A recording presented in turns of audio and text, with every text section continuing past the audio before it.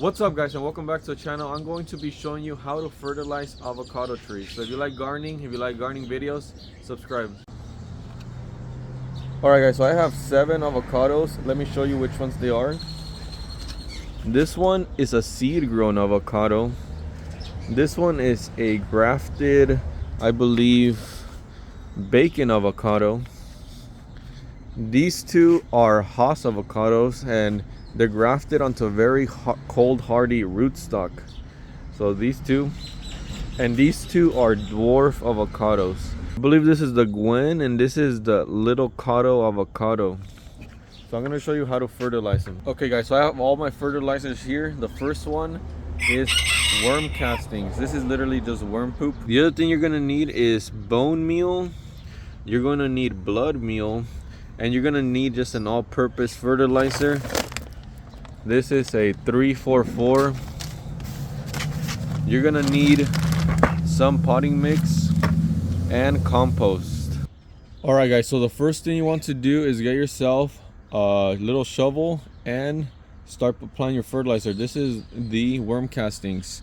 So when I first started gardening, I thought you had to get measuring cups and be everything super precise, but just eyeball it and use your best judgment. Of course, you don't want to pour an entire bag of fertilizer in there. So what you want to do is just pour your worm castings and just mix it in the ground a little bit. The next thing you want to do is get your all-purpose fertilizer, and same thing, use your best judgment and just pour it in there. Now this is the bone meal. Now get yourself some blood meal, and like I said, just eyeball it.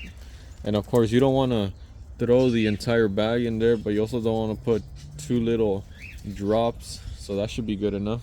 Next step is the compost. Now you may have some compost that you may have bought it at the store.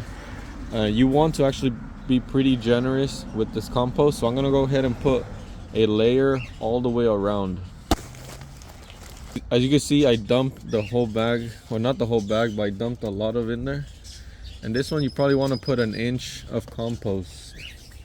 And this next step, I don't see a lot of people doing, but I like doing it and it helps a lot, is adding more potting mix in there. This helps replenish some nutrients that come in potting mix, and it helps with peat moss. Peat moss helps with moisture retention. I dumped some of it in there. So the last thing would just be to water it in there so everything gets soaked. And that was it for the video guys. If you like gardening, videos, subscribe. And I have over 60 fruit trees here in my suburban backyard. So if you like gardening, subscribe.